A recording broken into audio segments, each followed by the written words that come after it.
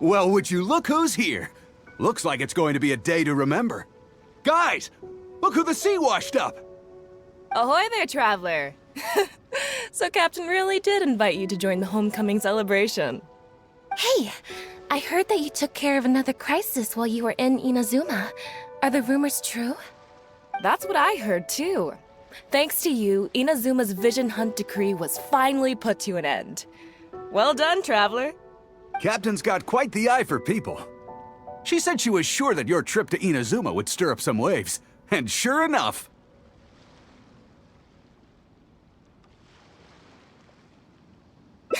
Look at you, being so modest. We all know what you did to protect Liyue Harbor. I've heard that they tell stories about you in Mondstadt, too. The honorary knight. Pretty impressive. I'd say someone of your caliber would be right at home in the cracks. Right, sailors? That's right. Wow, I'm getting excited just thinking of being the Traveler's crewmate. Hey, what do you say we arm wrestle?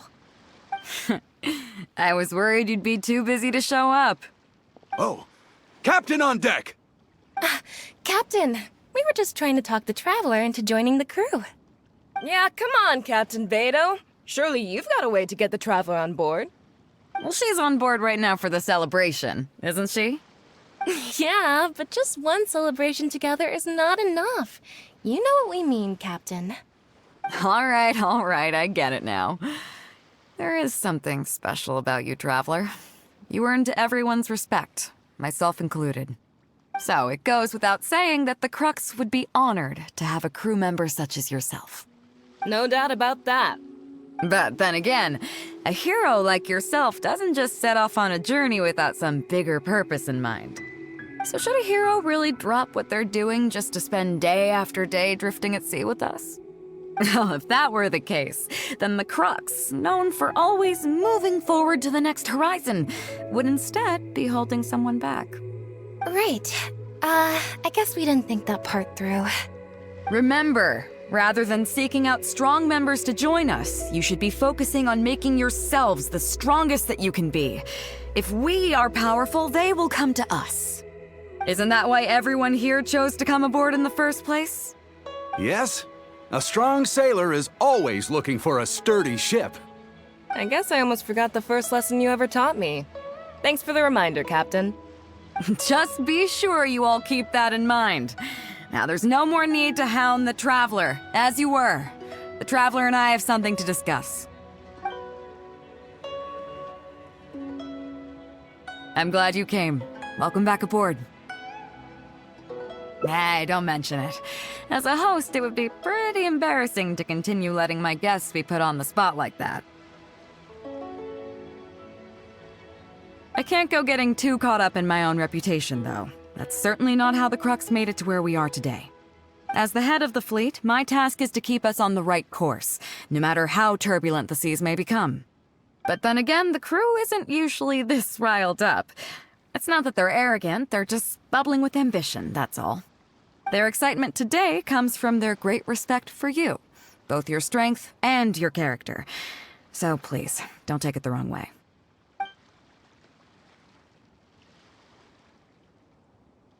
Oh, is that so? Well, it just so happens that we're doing some recruitment and training for new crew members while we're back. It'll be a first-rate chance to learn the life of a sailor. Since you're interested, why don't you come along and experience a sailor's life firsthand? I'm curious to see if you'll take the sea by storm in the same way you have on land. Good. Come with me. I've got something interesting for you to see.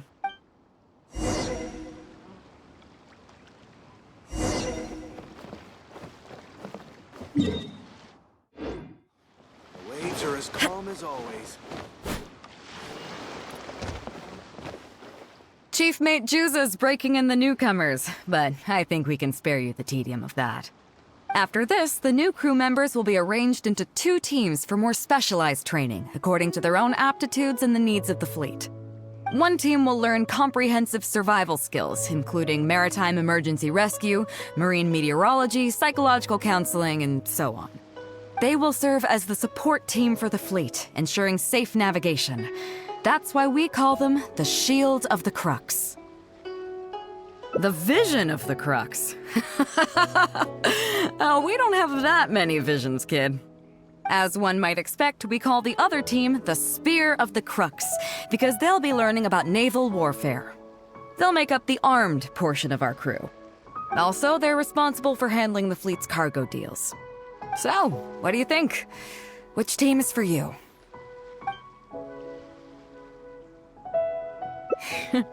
As I expected, you have a will to protect others. There are two main subjects that the Shield of the Crux focuses on: survival knowledge and entertainment. As I was saying earlier, survival knowledge includes prevention of injuries and diseases at sea, navigation and cartography, basic meteorology, etc. You can go learn about these skills from Genshin, Huixing, and Liushi. They're all seasoned hands in their respective fields. Each sailor has their own strengths and weaknesses. I'm no rookie, of course, but you shouldn't underestimate the knowledge of the crew. If there's anything I'm most proud of in the fleet, it's my people. Go and get to work. I'll have some questions to test you later. I look forward to seeing how you do. Waves are as calm as always. I can't wait to see how you perform.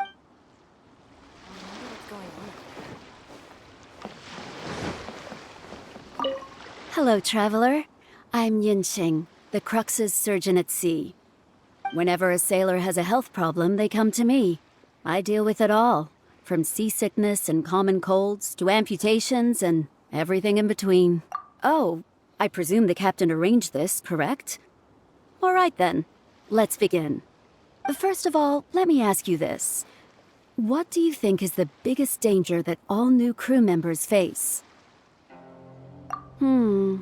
That can certainly be a problem at sea, but it's not the biggest danger.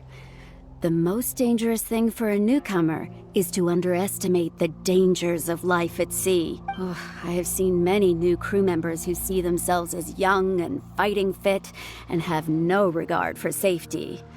They think that since they are tough enough to look after themselves on land, they'll be fine at sea as well.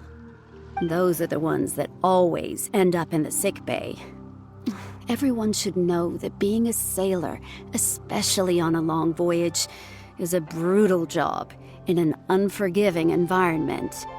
We have to face malnutrition when we're short on supplies, all kinds of injuries and diseases that the harsh ocean weather can bring, and even the psychological problems that can arise due to isolation and the lack of entertainment. To make things worse, the lack of medication and treatment options at sea can result in even minor health problems becoming serious, or even fatal.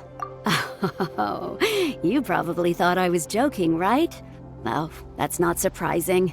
Most newcomers think the same way, but hopefully you now realize that with a little extra precaution, a lot of these things can be avoided.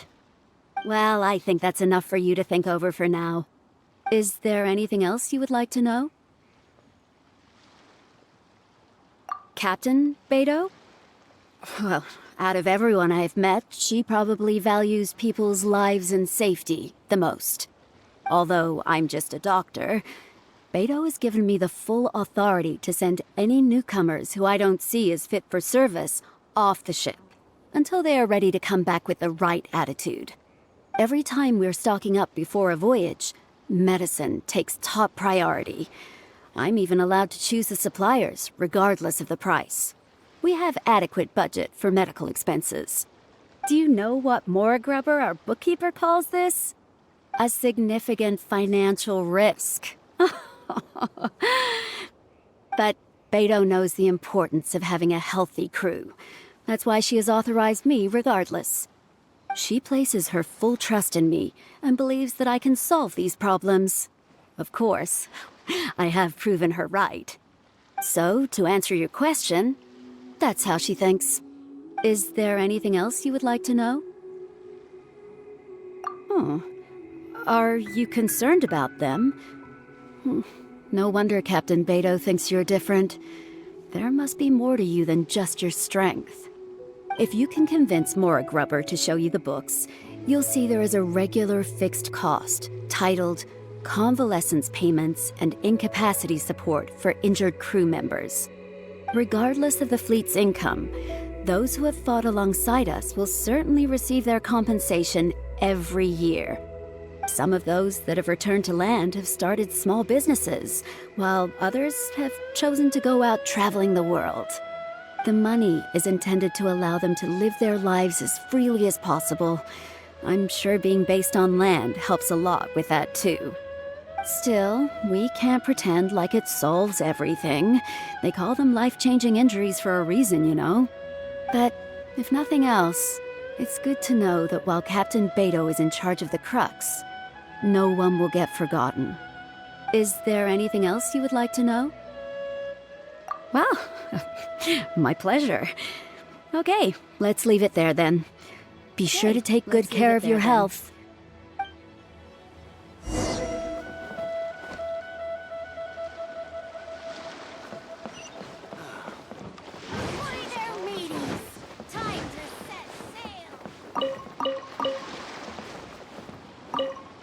Sorry about earlier, Traveler. We were so caught up on getting you to join the fleet that we didn't notice we were going a little overboard. Good thing the captain stepped in. Oh! Well, in that case, you have come to the right person. I'm not just blowing smoke. You're looking at the most talented navigator in Liyue Harbor. I'll start by introducing some chart reading essentials for new sailors. Feel free to interrupt if you have any questions. Let's start with what to look for when you get a set of complicated charts. First, you should always look at any indicated shorelines, islands or reefs, water depths, hydrological conditions, and other hazards. With these features in mind, you can answer the basic question of, can I chart a safe course through this area? Visually, nautical charts are a little unique. Unlike land maps, most charts do not have a fixed scale, which means that it can be hard to precisely determine the exact distance between 2 points. The most advanced nautical charts come with a supplementary chart, which has different colored lines marked on it to indicate distances. It's worth mentioning that under my direction, the Crux is using these advanced kinds of charts. Some cartographers mark out other points of interest on their charts, usually with their own special symbols. If they don't leave any accompanying notes, they can be very difficult to interpret. Not only those, we have tattered and torn charts that we've picked up from all over the place. To be honest, it can be quite a challenge, even for me. Some of these charts are really old and have symbols that I've never seen before. But if we don't decipher them, we will certainly miss many secrets of the sea. Fortunately, we have the captain with us. She managed to find some ancient books on semiotics that I can use to study the charts further. I don't think anyone other than our captain could manage to get these kinds of resources. Old charts and ancient books on semiotics are not the kinds of things that are sold in your average marketplace. Oops, I've gotten off topic. Well, that just about covers the basics of chart reading. Is there anything else you would like to know, Traveler? Drafting charts? That's certainly a more advanced topic. To be honest, I've only attained a smattering of knowledge in that area. The charts we are using now are just revised versions of the ones left by the previous navigator. So my mapping experiences have been primarily limited to updating our charts to reflect changes in the sea. I think you can ask Captain Beidou more about cartography. One time, the fleet sailed into an uncharted area by mistake. It wasn't long before we turned the fleet around and returned the way we came out for fear of potential hazards. But Captain Beidou still managed to draft a simple chart of the area we sailed through for if and when we explore the area again. Incredible, isn't it? I was amazed to see that the captain could even do cartography. Because I have the talent, and she doesn't want to let it go to waste. She treats the whole crew that way. I initially had the same question myself. After all, in many fleets, the captain also works as a navigator. I couldn't understand her reasoning at the time, so I asked her. She just laughed and told me to wise up, saying that even Rex Lapis never fights alone. She wants everyone on board to master their role, so that the crux is not floating on her alone. That way, if the day ever comes when she's no longer with the fleet, we will still be able to sail onward without her. Captain Beidou may seem aloof and even act careless sometimes, but the truth is that she's very considerate of everyone on board. Is there anything else you would like to know, Traveler? My pleasure. A friend of Captain Beidou is a friend of mine.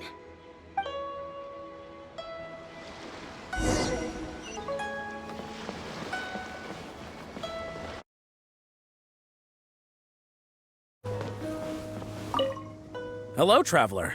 Are you here to learn about marine meteorology? In my line of work, I've got to have a pair of sharp eyes. I saw the captain showing you around the training grounds, and then you went to see Yingxing and Huixing. So I figured that she probably wants you to get to know the life of a crew member. Okay, let's get started. First, I'll introduce you to the basics of meteorology. Marine meteorology basically means keeping tabs on the weather as well as other ocean phenomena, so things like sea fog, storm surges, water spouts, and so on. These are all potential threats to safe navigation. Luckily, whatever weather might be coming up, there's always some kind of sign that gives it away in advance. Take water spouts, for example. They're caused by high-speed rotating winds on the surface of the ocean. They can engulf large ships and do immense damage. But if you know that water spouts can only form in an environment with high temperature, high humidity, and large clouds, then you can be well prepared. You will be even more alert if you also know that the presence of winds blowing in opposite directions, with a significant difference in speed, is a direct precursor to the formation of waterspouts. And most importantly, if you spot a small white vortex emerging from the clouds, you should immediately notify the crew to steer clear of what's ahead. So there you go. Those are the warning signs of waterspouts. I am proud to say that over the years, I haven't let a single one sneak up on my watch. Well, I'm good at reading the sea, but I'm not as good as the captain when it comes to reading people. Do you know the small fishing village next to Wangshuin? I heard that when Captain was a kid, she worked there fishing with the adults.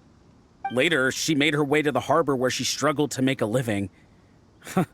Managing to survive in an environment like that as a kid is solid proof of the captain's capabilities. If it wasn't for her, I never would have dreamed of taking this job. She gave me confidence and told me I could do it. You may not have heard, but I'm best known outside the Crux fleet for a slightly infamous story involving me, third-round knockout, and a few too many. Who would ever have thought that the rookie sailor who fell drunk into the sea and became a laughingstock among their now former crewmates would then go on to become a lookout for the Crux? But it's the unbelievable truth. It proves that having skills alone is not enough. You need someone like the captain who is a good judge of character. Find me anytime if you want to know more.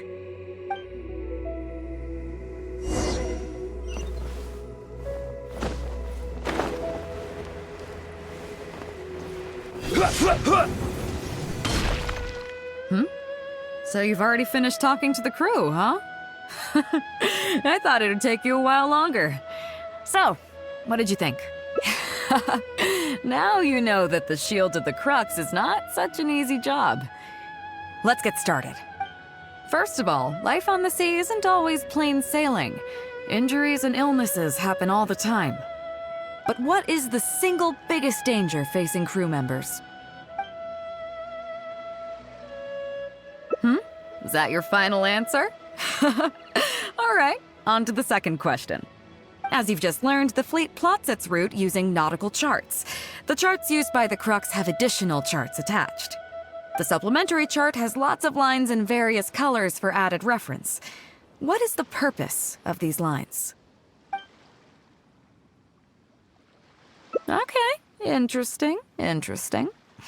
Now, last question. On longer voyages, we have to be especially careful to avoid certain weather hazards that pose a threat to the integrity of the ship and the lives of the crew.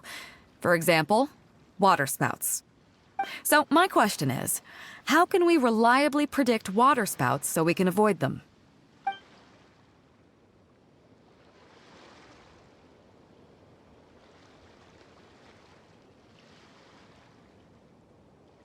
Okay, those are all my questions.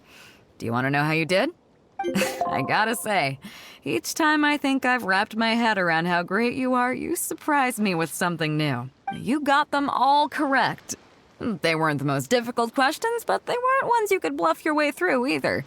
You've clearly been paying attention to my crew. Okay then, now it's time to apply that endless talent of yours to learning some new recreational activities. Don't worry, all our recreational activities are respectable and, above board. You need to realize that being out at sea might be fun for the first few days while everything's new, but before too long, looking at the same old sea every day and being so isolated from everything can really cause people to struggle mentally. That is why regular recreational activities are an absolute necessity. We offer a lot of fun courses for our newcomer training, including fishing, photography, chess. Oh, and thanks to Kazuha, these days we also offer poetry and music appreciation, as well as communal wind listening. Each newcomer has to participate in at least one, so that they've got some way of keeping themselves occupied at sea further down the line. Of course, if you'd prefer wrestling sea monsters with your bare hands, that can be arranged. Well, for today at least, let's stick to the training schedule drawn up by Juza. If I remember correctly, it should be photography today. Come on, I'll show you.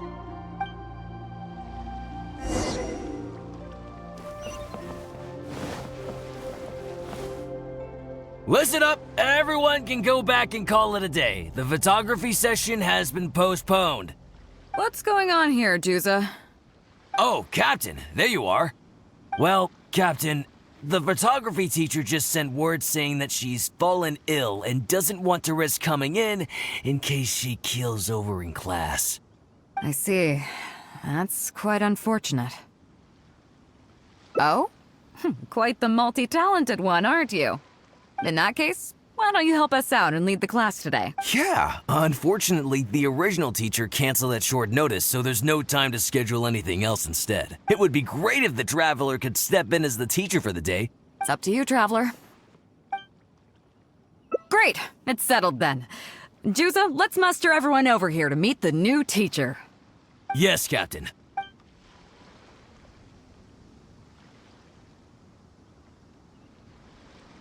Okay, that's 1, 2, 3. No. That should be everyone. Take it away, Traveler. Oh yeah? What's that? Fair enough. It seems like you already have someone in mind. So, who will it be?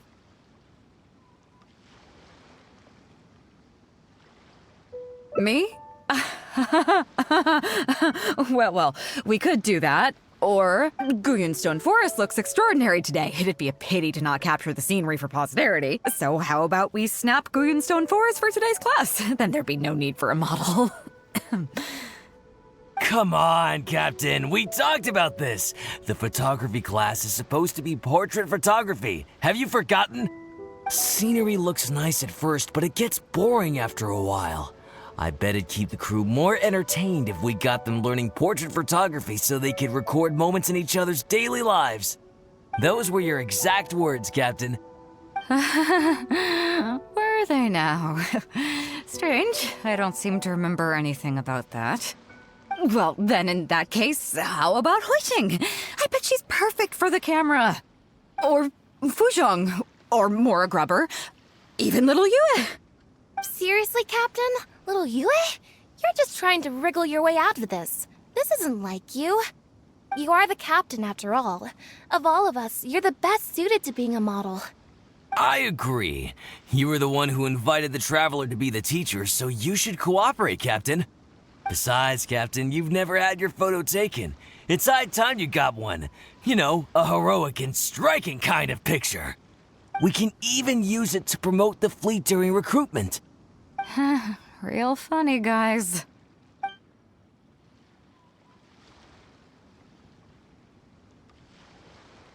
Well, if you say so. I'm not one to spoil the fun. So, what do I do now, Traveler? Like this?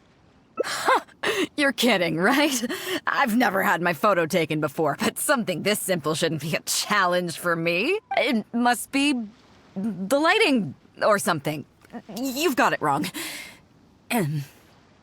I never said that. You mean go somewhere else, then bring the final photo back as teaching material? Sounds good to me. That's a good idea, isn't it, guys? The lighting may still be a problem. But I'm open to persuasion. If you have a suitable place in mind, I can consider it. Just to be clear, I won't necessarily agree. It depends on the place you have in mind.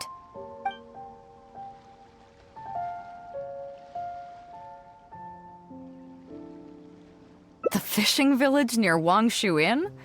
That place is deserted now, isn't it?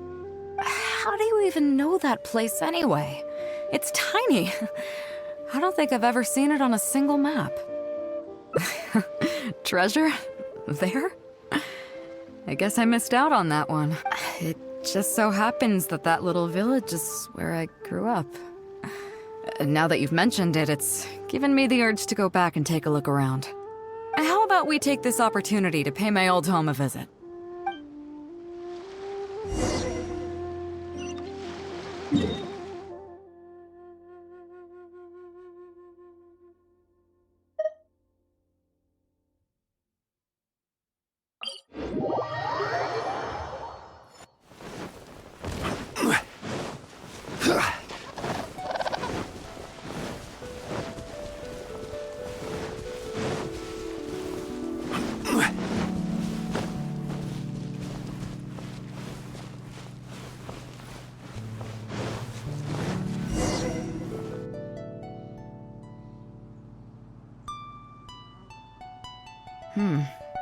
It's certainly seen better days. It was never that impressive, but at least back in the day, it was a lively village and home to several families. I wonder how long these last few old houses will remain standing. Nothing as dramatic as you might think. A few small incidents occurred, and then people began to leave. Come on, let's take a walk around. People used to call this place Downriver because the villagers apparently moved here from a place called Upriver. With them, they brought their knowledge of fishing, which had been passed down from generation to generation. I learned a lot from them when I was here. Now Upriver is long gone, and Downriver is all but deserted. It won't be long before no one even remembers what these places are called. Tu Zhong. Zhong. I barely remember this name.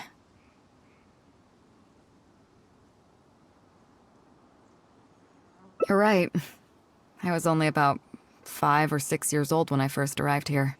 I was homeless and had to wander around the streets.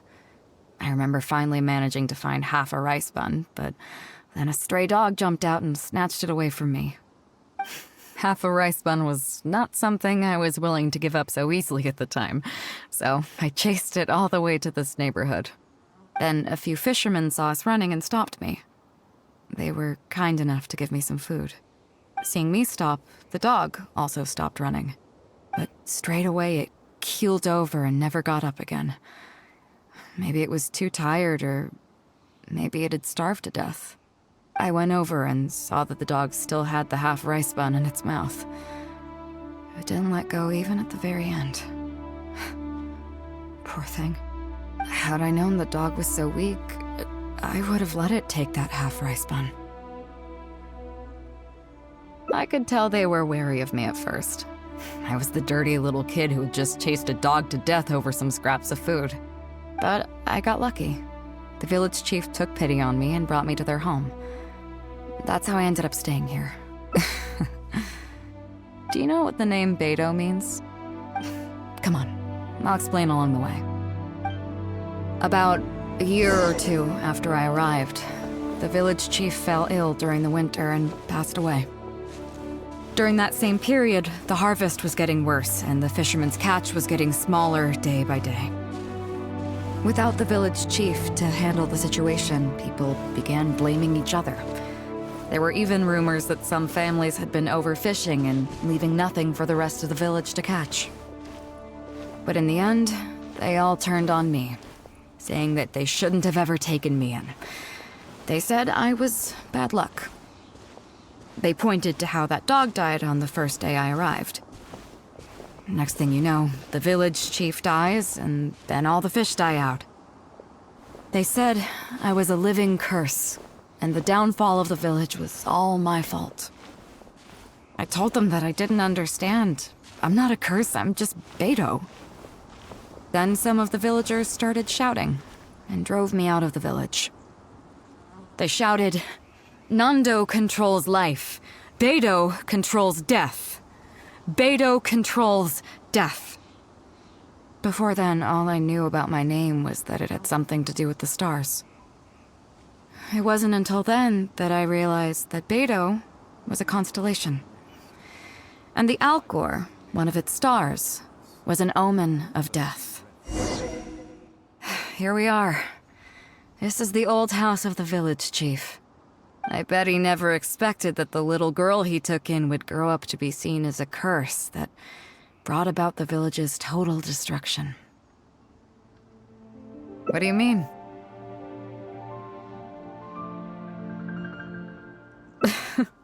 Is that all? And let me guess, you got to Inazuma and the Electro Archon's Gnosis was taken as well? Well, you seem to wreak havoc on a grander scale than I ever could. Oh, I get it. You're trying to convince me that I'm not cursed. I appreciate it, and I'll take it. Let's not forget that the people whose names stick around are the ones who emerge from the stormy seas unscathed, and the ones who get swept away in the wind are the fledgling birds who couldn't hack it. I, for one, have never encountered a storm I couldn't weather. But your journey's far from over, isn't it? Just remember, there's no telling what else you might encounter in this vast world. So if you ever find some idiot trying to brand you as a scapegoat just because you're the one who lived to tell the tale, tell them Captain Beidou demands to have the honor along with you. Remember, you'll always have the captain of the Crux to back you up wherever you go. Two cursed scapegoats banding together for survival. Sounds like a recipe for disaster, but at the same time, I kinda dig it. I'm lucky to have a friend like you. Okay, it's time to get back to our photography. Right, teacher? Come on, let's not waste any time. Get it done while you can before I change my mind. So, do I need to strike a pose?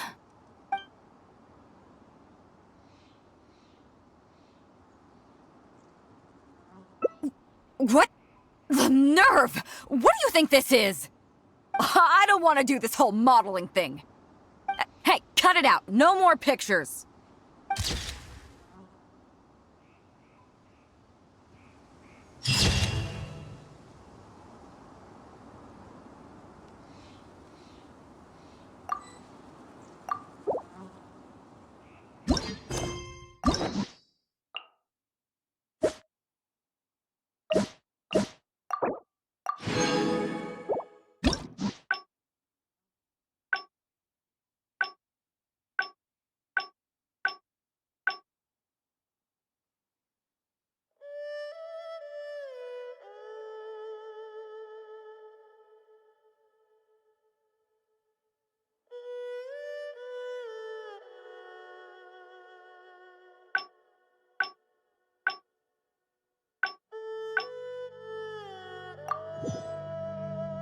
Here we are. I bet he never expected. What do you mean? Is that all? And let me guess. I appreciate it. Let's not forget that I, for one, have never encountered a Your journey's far from over, isn't it? Just remember. So if you ever find some idiot trying to brand you as a scapegoat just because you remember, you'll all... I kinda dig it. I'm lucky to have a... Okay, it's time to get back to our photography. Right, come on, let's not waste any time. So, do I need to strike a pose?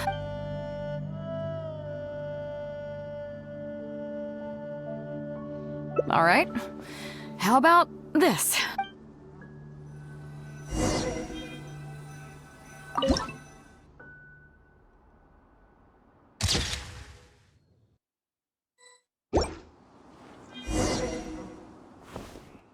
So, is it done yet? Please don't tell me that it looks weird. Show me. Yeah, sure, whatever. Now give it here.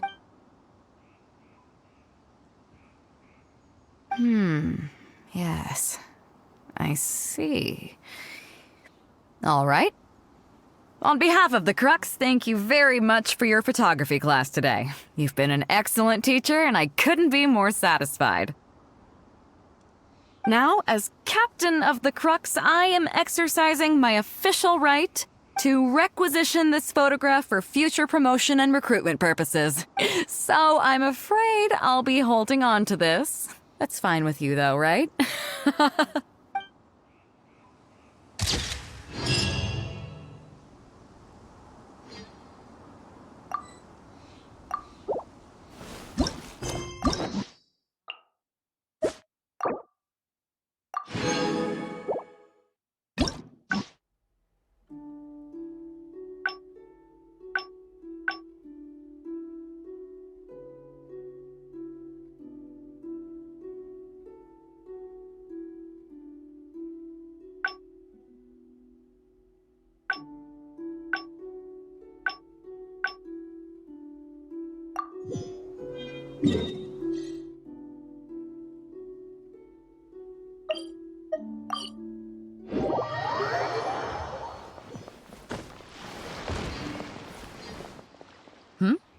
So you've already finished talking to the crew, huh? I thought it'd take you a while longer. So, what did you think? Well, you sound confident, but don't underestimate. Gotta admit, though, I like your attitude, kid. First of all, life on the sea, but what is the sea?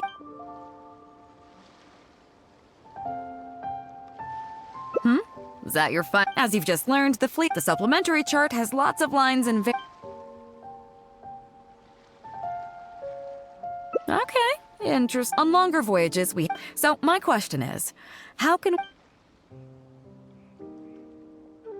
Okay, those are all my questions. Congratulations, you... wait a second, you didn't pass. Were my questions too difficult? They didn't seem to be all that hard. Did you get them wrong on purpose, or...? Just kidding. I know you wouldn't do that. I guess you're just not really suited for life on the sea. In that case, how about we take a trip back to Liyue Harbor? Looks like you and the sea are not made for each other. Dry land is where you really come into your own. I've actually been hoping for the chance to give you an insider look at how some of the Crux's important business is conducted.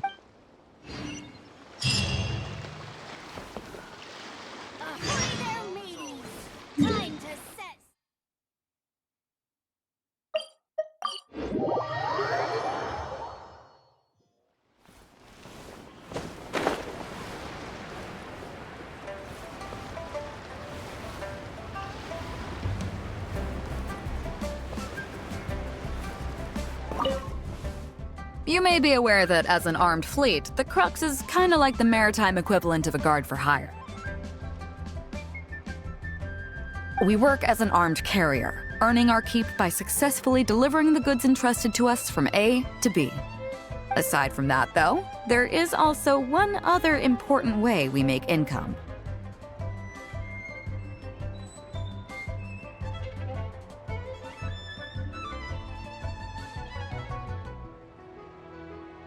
Actually, it's trading.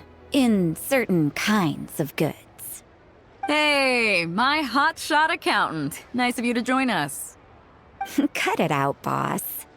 Juza sent me here with a message. He says preparations are now underway. If you give me the all clear, I'll head straight over. Okay. Be careful. Well, she has something to take care of. Maura Grubber was right, though. The other important side to our business, the less official side, is doing exactly what merchants do. Importing here, exporting there. The only difference between us and regular merchants is that our transactions aren't entirely above board. You'll see what I mean by that shortly. I'm taking you to see one such transaction for yourself. Come on, let's go meet our trading partner for the day.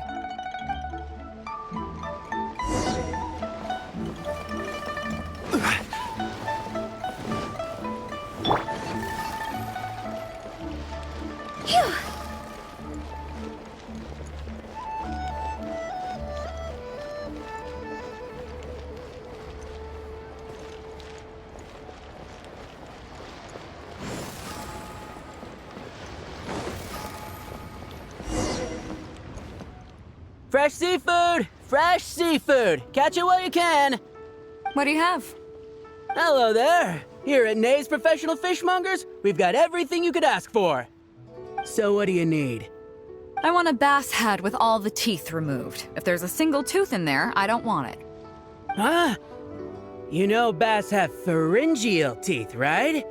In the throat? How do you expect me to get all those out? Then I'll have a bass trunk with 2 swim bladders. Again, if it's short by 1 swim bladder, it's not the bass I want. You're not making this easy for me. 1 bass means 1 swim bladder. Afraid that's not up to me. Okay, then I'll take a bass tail with scales that are yellow on the outside, black on the inside. Also, it's gotta have a total of 81 scales. That's 7 times 7, no more, no less. What kind of fish scales are yellow outside and black inside? You sure this is a fish you're talking about? In any case, you can try all you want, but 7 times 7 is never gonna get you 81. Pardon my asking, but you're not a fish expert, are you? I'm sorry, ma'am, but I'm afraid I don't have any of the things you're looking for. Look, I'm a professional. So are most of the people I serve. I can accommodate anything they ask for. Seems you two are amateurs. So I'm sorry, but you'll have to go someplace else. Anywhere you'd recommend? Like I said, Nay's Professional Fishmongers is for professionals. For amateurs, the place to go to would be Wise Amateur Fishmongers. I bet you're wondering why that guy was saying he didn't have what we wanted. That was just the first step in the transaction to confirm our identity. The real deal will come later. Huh? Go!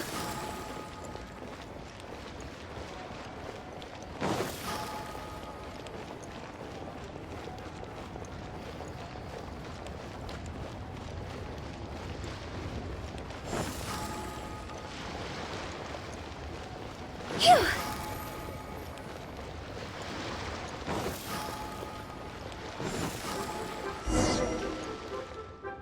Fresh seafood!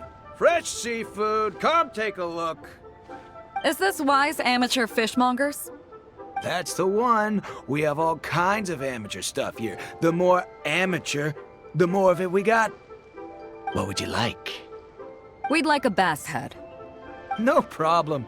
Ours are all toothless, mind you. And a bass trunk. Oh, no problem. I'll stick an extra swim bladder in there for you. On the house. And a tail.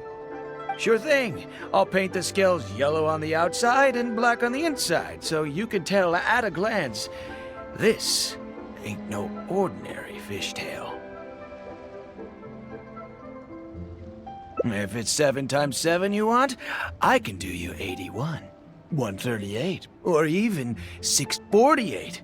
It's up to you. Great. I like your style. We have a deal. I appreciate your patronage. Please, take your order to our warehouse manager over there. A real amateur if I've ever met one. Proud to have you as a customer. No, we don't have the fish here. All fish sold at Wise Amateur Fishmongers are still swimming in the sea. Once we get the order in from the customer, we go fish it out for them. The warehouse handles that side of things. Pay first, then we bring you the goods. That way you get the freshest catch.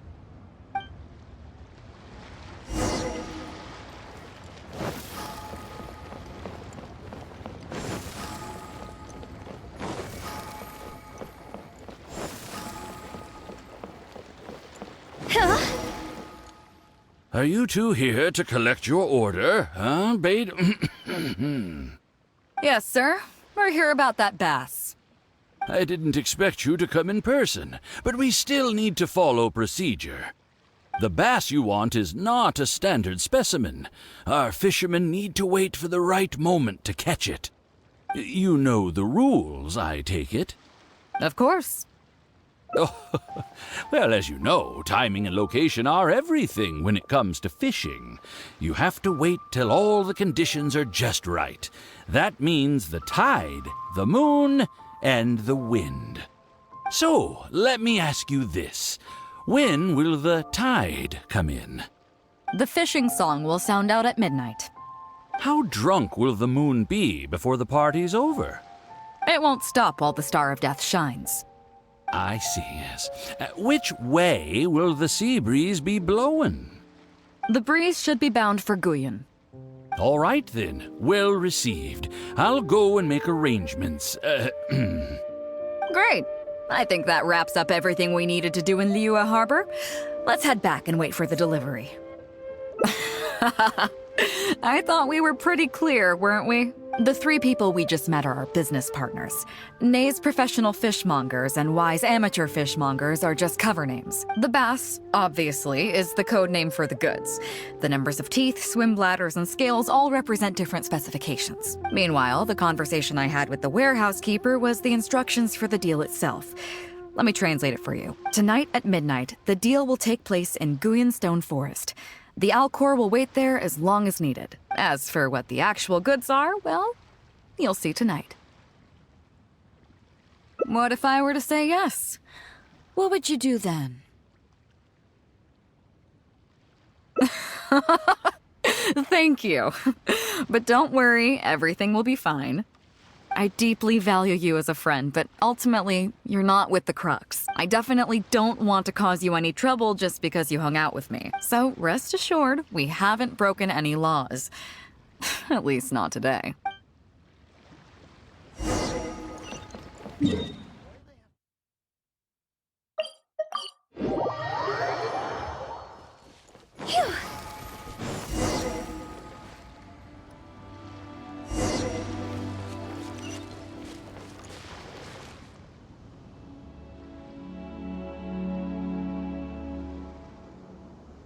Captain Beidou, you gave me quite the surprise when you showed up in person earlier today.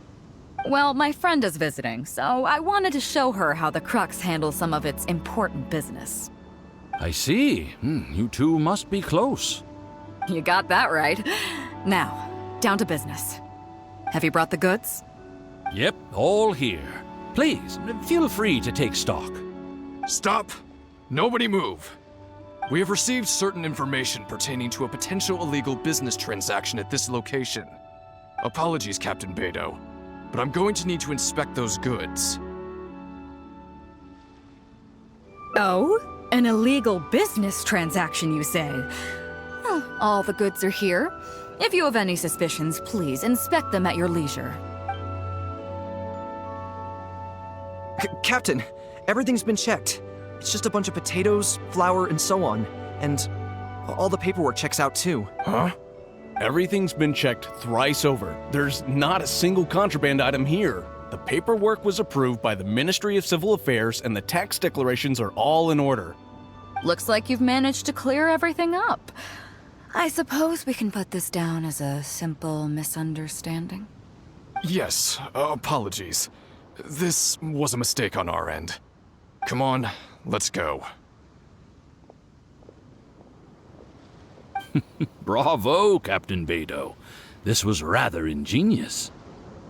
Seems like your friend still has a little catching up to do. I know you have a lot of questions. Come on, take a walk with me and I'll lay it all out for you. Well, I'll leave you both to it. Captain Beidou, I look forward to doing business with you again. Take care. You probably thought that there was some sort of nefarious business going on behind all the secrecy today. The truth is, that was exactly what I wanted the Ministry of Civil Affairs to believe. What you might not know is that I, as the leader of the Crux fleet, and you, the great hero of Liyue Harbor, have both been on the Ministry of Civil Affairs watch list for a long time. In other words, whenever you or I crop up in Liyue Harbor, it almost always draws their attention. Not that there's any animosity behind it, mind you. In their words, it's a security precaution to prevent people like us from causing unnecessary trouble. Oh, I have no qualms about that. They're just doing their job, keeping the land safe.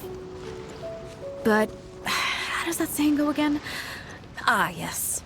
Sometimes the closer you are to something, the less you can see. Did you figure it out yet? That's right. Maura Grubber, the accountant.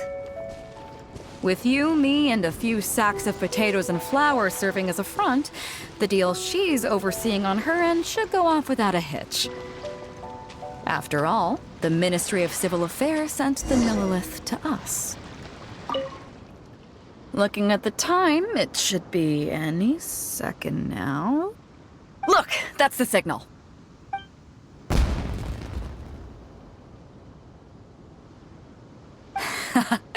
Tonight's real deal is officially done. Do you have any more questions? You're right. Never underestimate her. But as long as we don't take things too far, she won't look into it too closely. She knows that neither you nor I would do anything to harm Liyue. In any case, there's another higher-level watch list at the Ministry of Civil Affairs above the one we're on. It's top secret.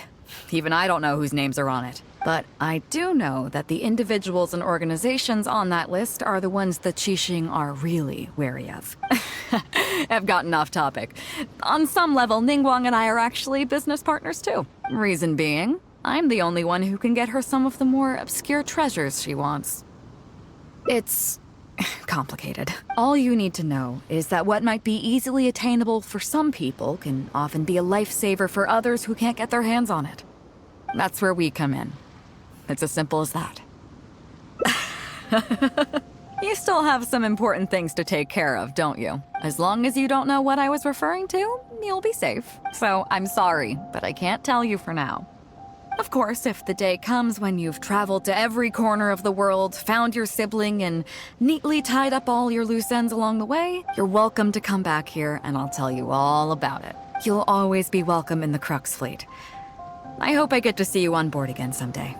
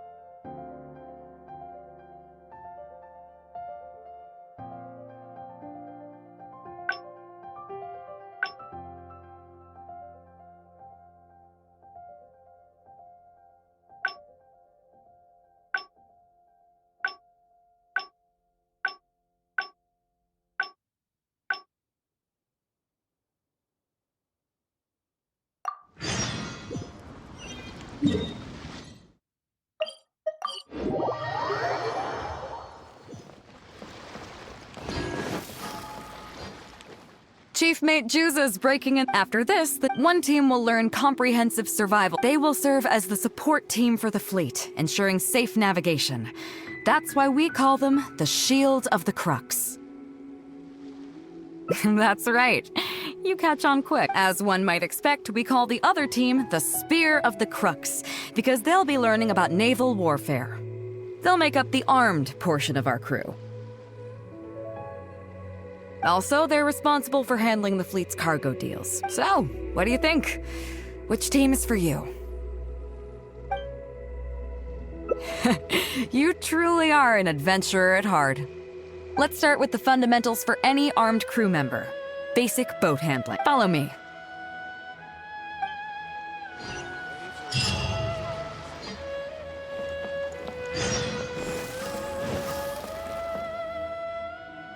These are some older skirmish boats that we keep on the Alcora's backup. Although they've been made redundant by newer models now, they're still fully kitted out. They're perfect for when we need to do simulated battles as part of crew training. Disappointed? So this isn't quite on the scale that you had in mind, huh? To be honest, the Alcor going into battle is the last thing I'd ever want to see. In fact, out of all the confrontations we've ever had, almost all were resolved by negotiation. Only when negotiations fail do we consider deploying our armed fighters and skirmish boats, and they alone are enough to handle most situations. The only reason the Alcor would ever need to open fire would be if it were a fight to the death. The Alcor serves only two purposes: to deter or to destroy. We are an armed fleet with a strong sense of justice, not war-hungry lunatics. We're very careful about determining when to use force and exactly what level of force to use. All of this to say that mastering a small attack craft is quite enough for new crew members. Do you have any experience piloting small armed vessels? You're the first person I've ever met who's so dismissive of the power of the sea. But I guess to put it another way, you're already a seasoned veteran, huh? In that case, I'll skip the basics on how to operate your craft. The goal of this exercise is simple. Steer your skirmish boat along the prescribed route and return here within the time limit. You can start when you're ready. I'll be waiting here so I can observe your skills.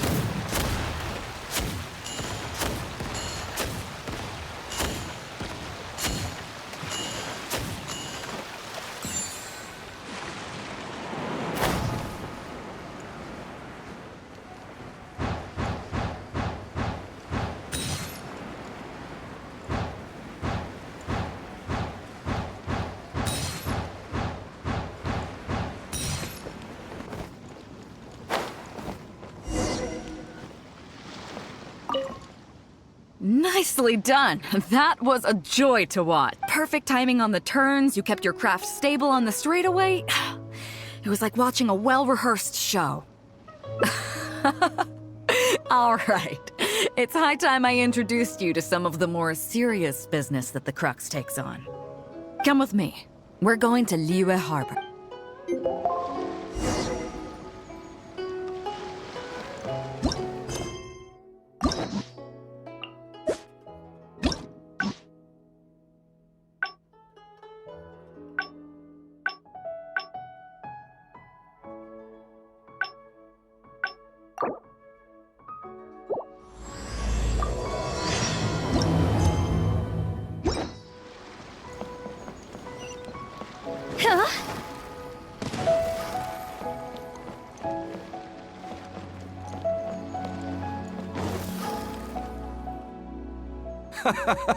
Well, would you look? Ahoy there, Trav. Hey, I heard they... That's what I heard, too. Captain's got quite the eye for people. She said she was sure that your trip to Ina... Look at you, being so modest. We all know what you did to protect Liyue Harbor. I've heard that they tell stories about you in Mondstadt, too. The honorary knight. Pretty impressive. I'd say someone of your caliber would be right at home in the cracks. Right, sailors? That's right. Wow, I'm getting excited just thinking of being the Traveler's crewmate. Hey, what do you say we arm wrestle? I was worried you'd be too busy to show up. Oh, Captain on deck! Captain, we were just trying to talk the Traveler into joining the crew. Yeah, come on, Captain Beidou. Surely you've got a way to get the Traveler on board. Well, she's on board right now for the celebration, isn't she? Yeah, but just one celebration together is not enough. You know what we mean, Captain. All right, I get it now. There is something special about you, Traveler. You earned everyone's respect, myself included. So it goes without saying that the Crux would be honored to have a crew member such as yourself. No doubt about that. But then again, a hero like yourself doesn't just set off on a journey without some bigger purpose in mind.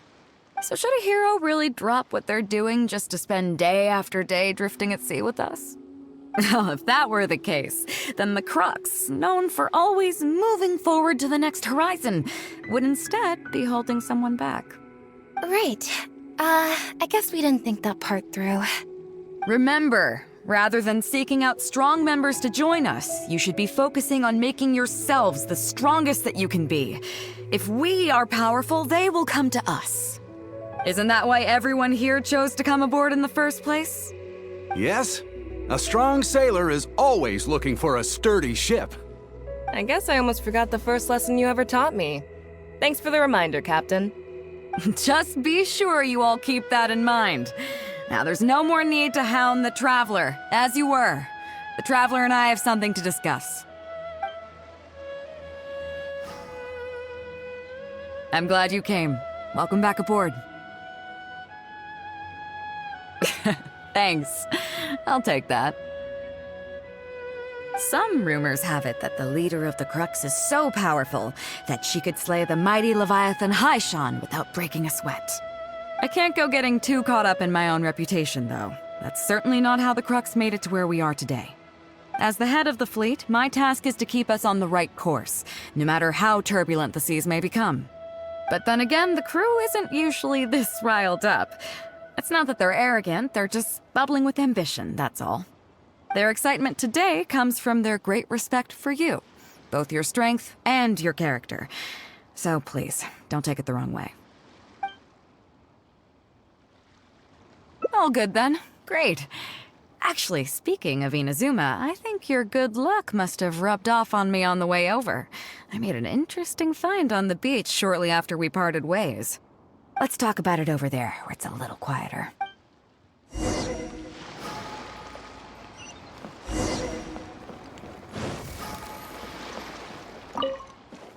So after we dropped you off in Rito, we found a shipwreck nearby.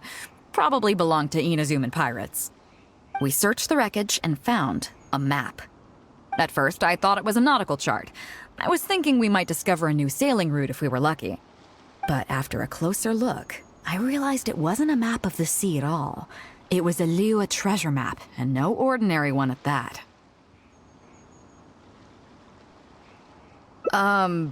Nothing like that. I just mean that the map was a mess. So it was the most I could do to figure out that the treasure was probably in Liyue. As for its exact location, I have no idea. I'd say I've explored Liyue pretty extensively, but still, this one managed to beat me. So, I thought of you. Nobody can beat you when it comes to treasure hunting on land, right? Is that right? Well then, it looks like I'm in good hands. Here's the map, see what you can make of it. So, where do you think it is?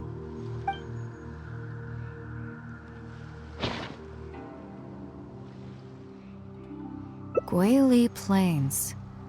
Huh, I never would have gotten that. How can you tell? Oh, okay then. So you do live up to the hype. I can't believe you noticed that. You sure have an eye for detail.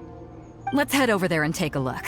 I'll need you to help me zero in on the specific location once we're there.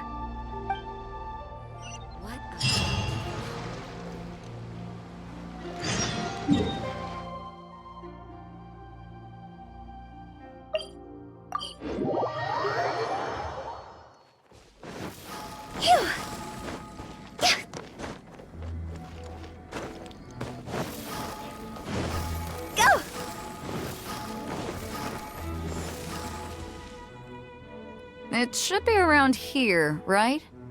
Who are they? Oh, it's a bunch of treasure hoarders. I guess the treasure's for real then. There are quite a few of them. If things go south and fists start flying, stay behind me. I'm more than a match for these amateurs.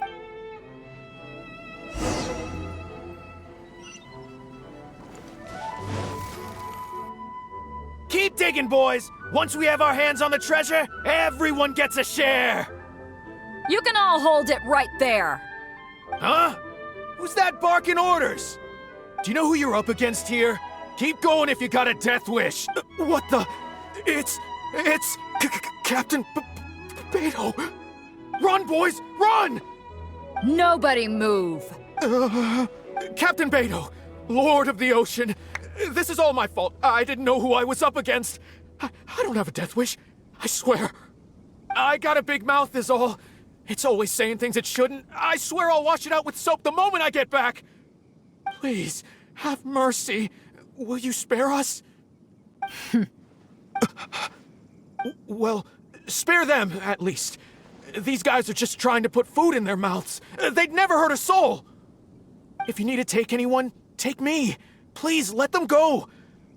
It was me that disrespected you. They never did and never would. Is that right? Fine. Seems like you've got a heart in there somewhere, seeing how you treat your crew. I'll let you off the hook this time. Get out of here! Thank you, Captain Beidou. Thank you. Wait. Yes? What else might the merciful and mighty Beidou require? This treasure's still up for grabs. The Crux fleet honors the rule of first come, first served. You found it first, so name your price. I can't have any rumors going around about Captain Beidou stealing other people's treasure, can I? Captain Beidou, we wouldn't dare take more from you. Take the treasure as an apology for my foolish words. Please, take it. Please. Oh? Well, if you insist. I accept your kind offer, and I'll make you one in return. You don't seem like terrible folks, so let me help you get onto the right track. If you want to mend your ways and put all this behind you, the Crux can probably arrange some odd jobs in the port for you. It'd be humble work, but at least it'd get you on your feet and making an honest living. A much better deal than what you've got going now, if you ask me. Wow, thank you, Captain Beidou. On behalf of me and all my boys. Right. Let's see what we've got in here. This isn't what we're looking for. Let's look around. Maybe we'll find it. Those rocks look kinda weird. Let's see if there's anything there. Nothing. Let's keep looking.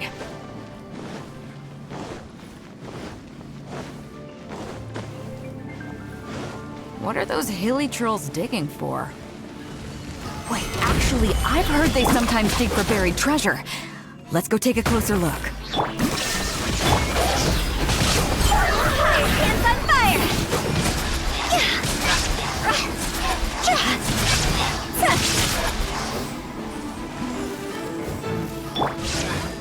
This is order.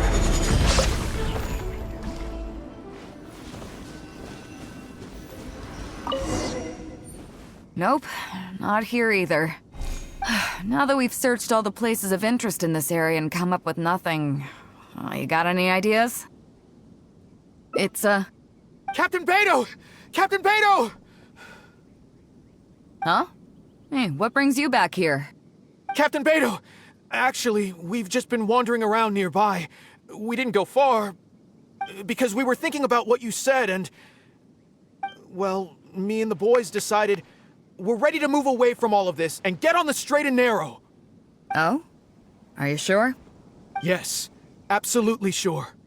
Okay then. But I'll warn you right now, you won't have it easy. It might just be menial work in the port, but in the eyes of the general public, you'll be associates of the Crux. So there'll be a grueling test you have to go through before you can start.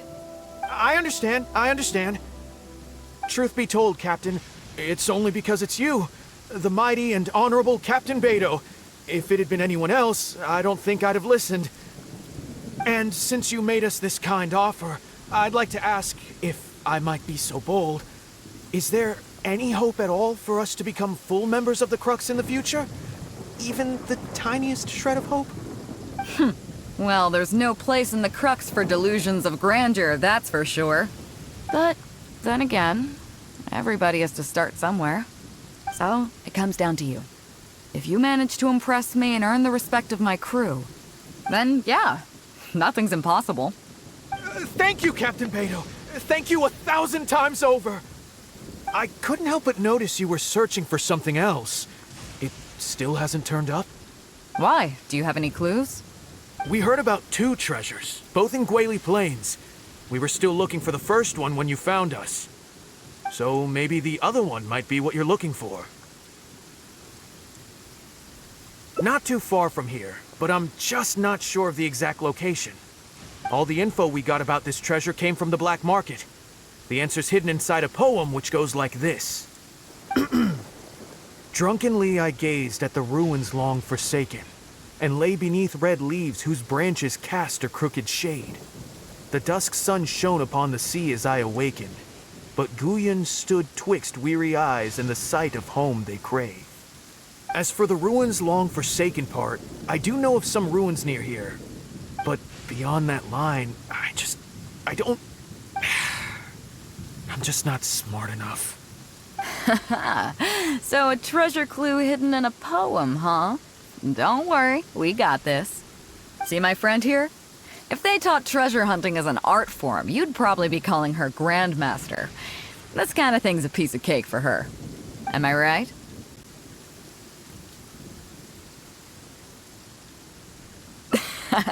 Okay then. Let's start by heading to the site and surveying the scene. Maybe we'll find some other clues over there. Okay, come on boys, you heard the captain! Lead the way!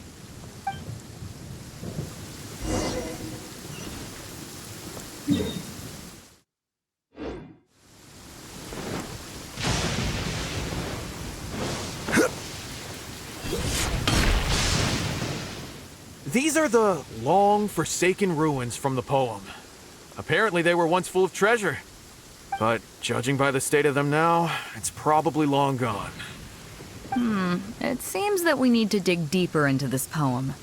Drunkenly I gazed at the ruins long forsaken, and lay beneath red leaves whose branches cast a crooked shade. The dusk sun shone upon the sea as I awakened, but Guyon stood twixt weary eyes and the sight of home they crave. Do you have any ideas?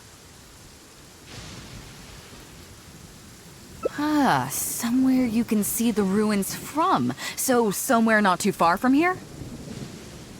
Yeah, and maybe the shadow cast by the tree is supposed to hint at something. Oh, I got it! This guy fell asleep and woke up just before sunset! Dusk and the shadow of a red-leaved tree. I think we can work with that. Let's take a look around. I think we're getting close.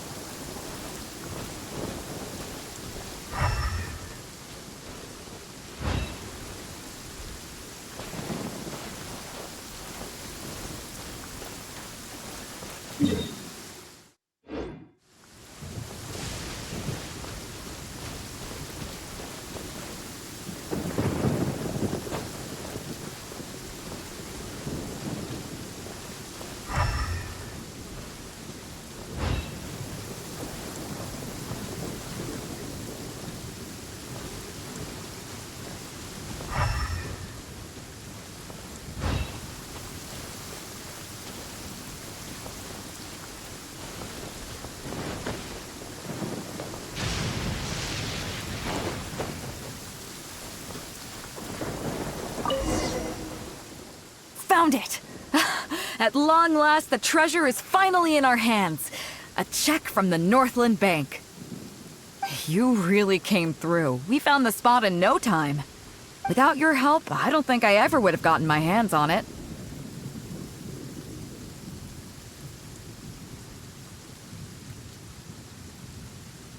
To us, this is just a check that you can exchange at Northland Bank for some Mora.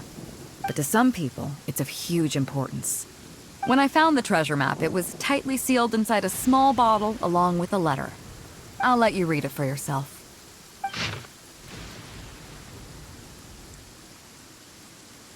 Finished?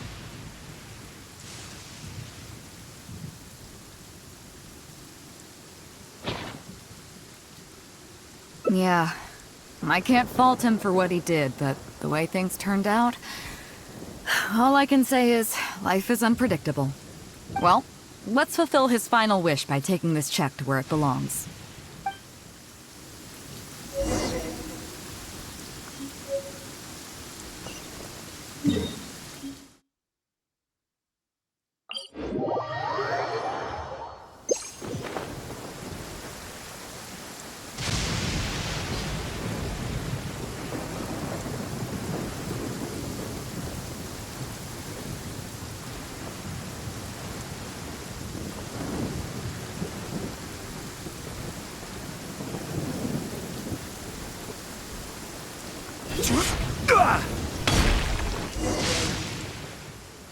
Well, this is it.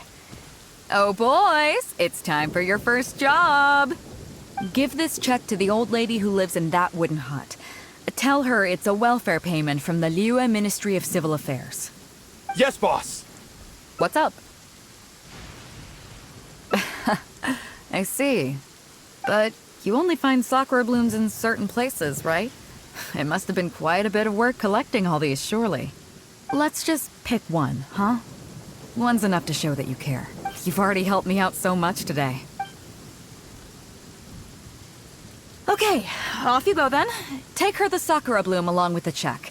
And if she asks, tell her your child in a faraway land sends his best wishes.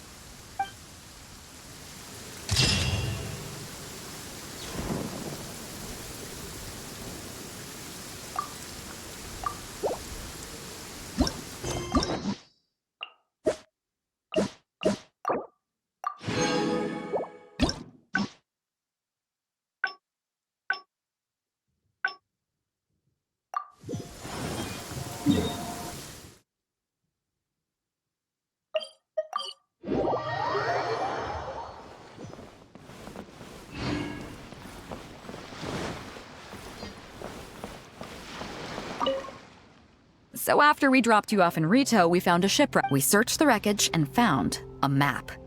At first, I thought it was a nautical chart, but after a closer look, I realized it wasn't a map of the sea at all. It was a Liyue as for its I'd say so I thought of you. Nobody can beat you when it comes to treasure hunt. Is that right? Here's the map. See what... So, where do you think it is? Qingce Village. I don't see the resemblance at all. How'd you come to that conclusion? Oh, okay then. I'm definitely a rookie at this. But your word's good enough for me. Time for a trip to Qingce. You're coming with me, of course. I'll need you to help me zero in on the specific location once we're there.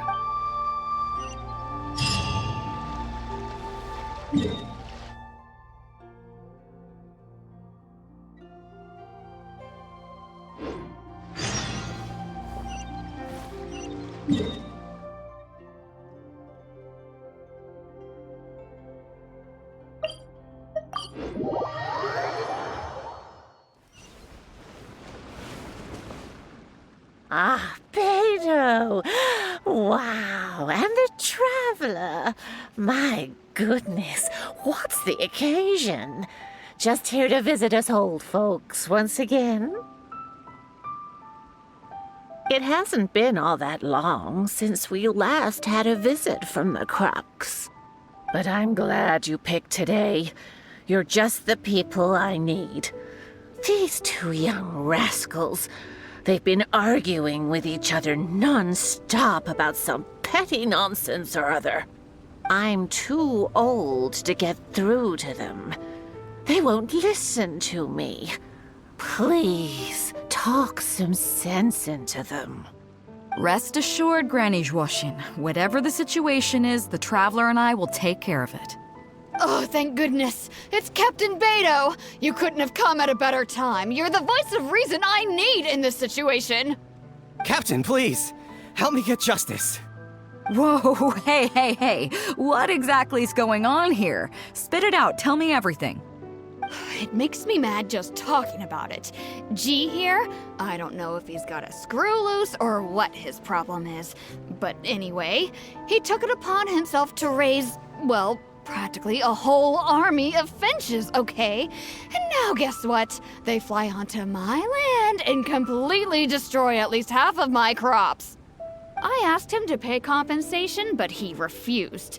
Now how is that fair? Captain, I'm innocent. They're not even my finches. I just thought they looked kinda cute, you know, so I fed them a couple of times. They're wild birds, though. A couple times? Are you kidding me? That's rich. Really rich. There were 2 of them when you first started. 2 finches. Now you have a whole roof full of finch nests. I swear, every time I come by your place, I think I'm at a bird market. I'm telling you, you are not gonna get away with this anymore. So, yeah, I mean, they laid a few eggs, made a few nests, but finches gonna finch, you know? These are wild birds. I mean, they'll do whatever they please. So that's how it is. I think I got the picture. What's your take?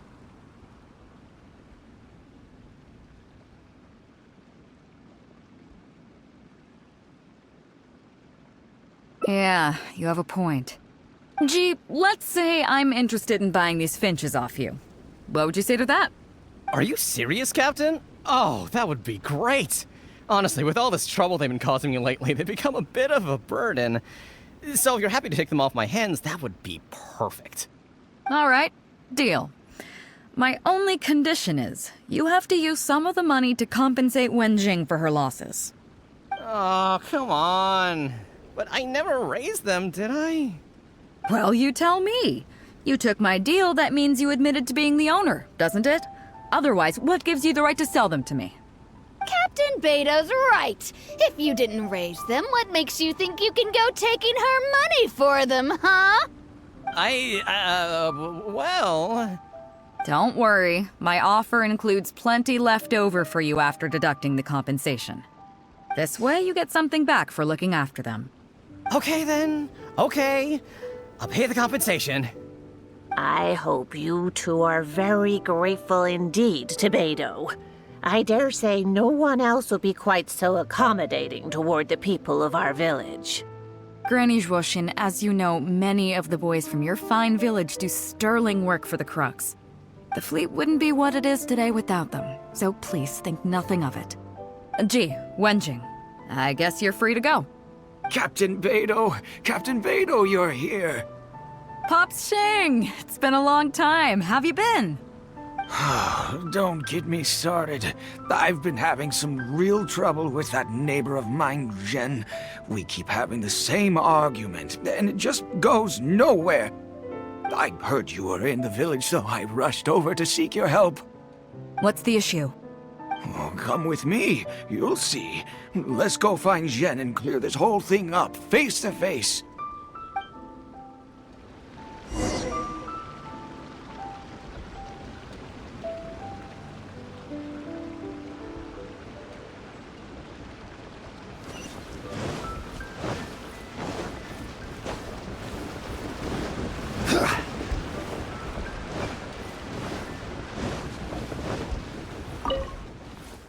Captain Beidou, you're here. I heard that you and Pops Shing had a little misunderstanding. So, what's up? Tell me about it. Jen planted a tree on his property a few years back. I had no issue with it at the time. It's just a tree. But a few years on, it's grown taller than the roof of my house. Every morning when I get up and open the window, I just want to feel the sun on my face, but I'm greeted instead by the looming shadow of my neighbor's tree. It really affects my mood. I asked Jen to cut it down so I could get some sunlight back on my property. But he said no. It's like he's done this on purpose just to drive me crazy.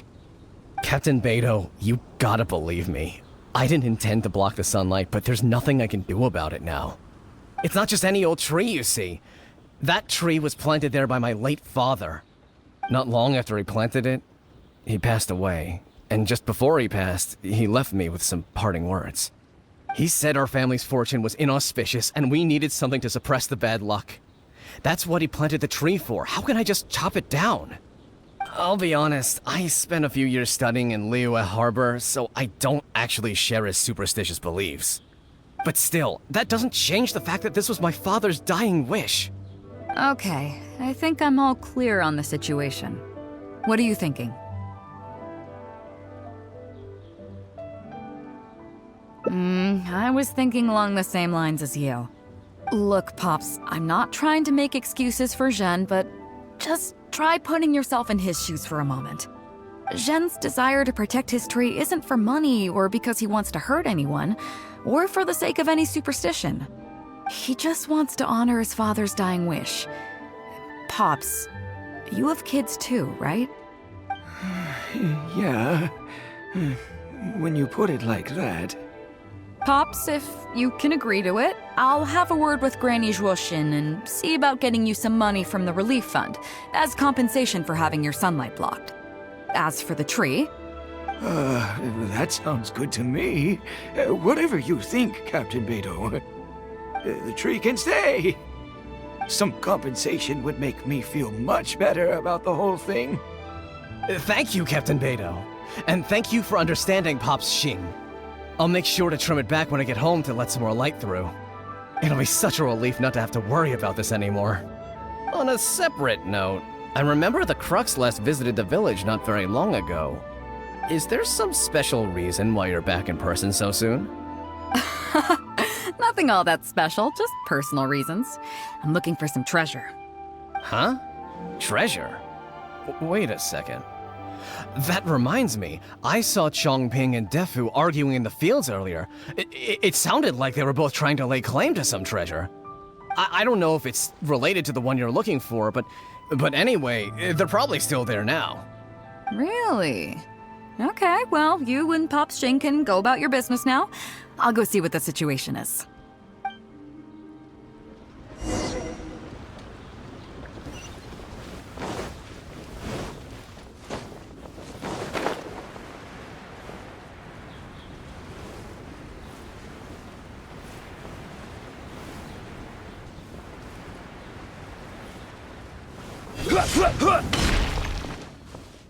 Huh?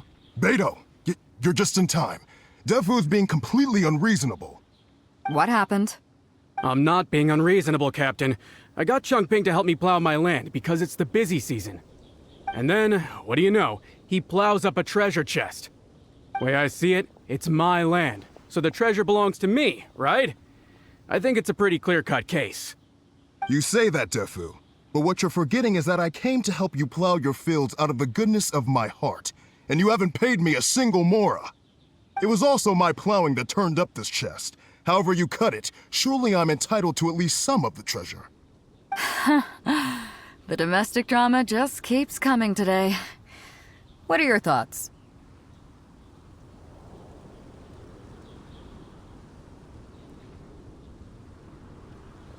Okay, I think I'm up to speed here.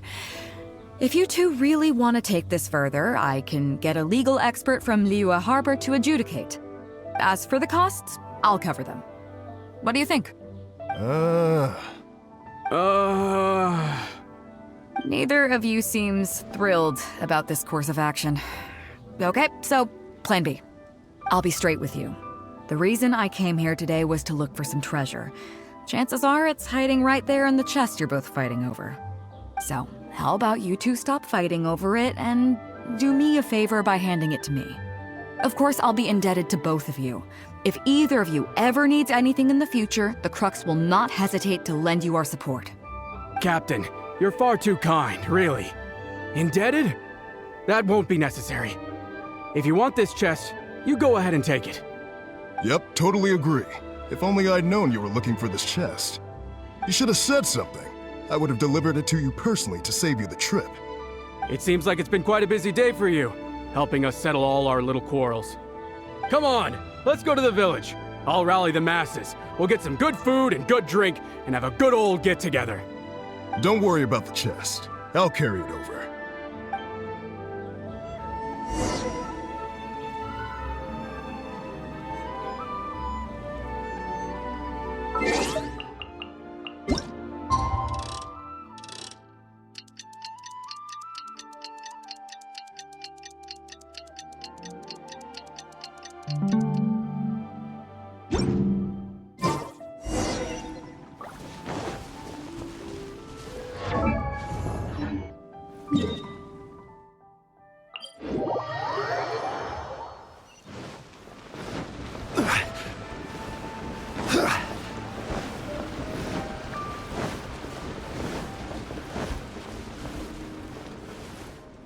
What a fine day today has been.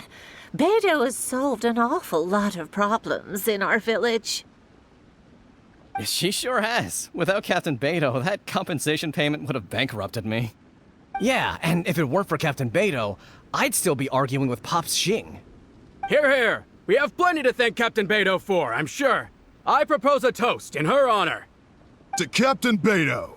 Cheers! I couldn't ask for more than the chance to get everyone together and drink to our heart's content. Cheers!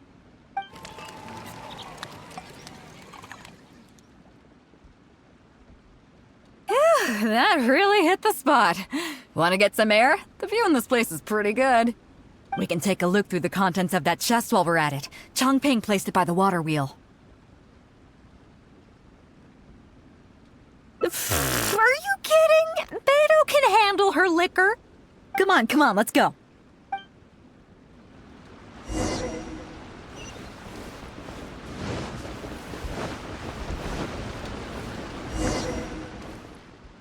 So, I've been thinking. Everyone seems to trust me enough to let me have the final word on their disputes. But don't you think some of my solutions can be a little stupid? You can laugh, I don't mind. Take Chongping and Dufu's wrangling over that chest, for instance. I had no clue who it should belong to, so I just came up with this stupid idea of taking it for myself. At least that way, neither of them would feel like it was unfair. But, I mean, I'm no Ningguang. I can't make a perfect deal every time. And I'm no Yanfei either. Not all my judgment calls are going to be 100% fair and square. I am Beidou, and my strength is in trading favors.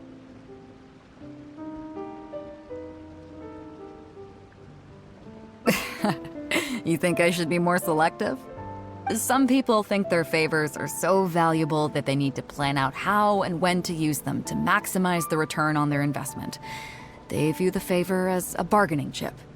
Others see doing favors as a burden, not worth anything in monetary terms and prone to getting you locked in a cycle of constantly returning the favor back and forth.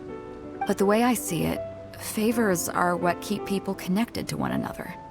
Over thousands of years, the people of Liyue have created bonds between each other by doing someone a favor here and asking for a favor there. This means that no individual is truly on their own out there. When someone falls down, there's an invisible net made of human connections, waiting to catch them and get them back on their feet. Over the years, I've come to owe favors to a great many people, and many other people have come to owe me one. These are the countless bonds between us, like so many fish in the sea. And they're the reason that the Crux and I have survived the countless hardships we faced. I believe that if there ever comes a day when the world is overrun by monsters, Liyue's legal system collapses and the land is thrust back into an age of war, it's these bonds that will see us all through the dark days ahead, until we come out on the other side. I'm not saying that. But either way, we have a pretty firm bond between us already, don't you think? Was this wind brewed in a winery? It's making me lightheaded. I feel like I'm forgetting something. Something we were literally just talking about. Oh, yeah, the chest! Oh, I got so immersed in our conversation that I forgot all about the main event. Come on, let's open it up and see what's inside.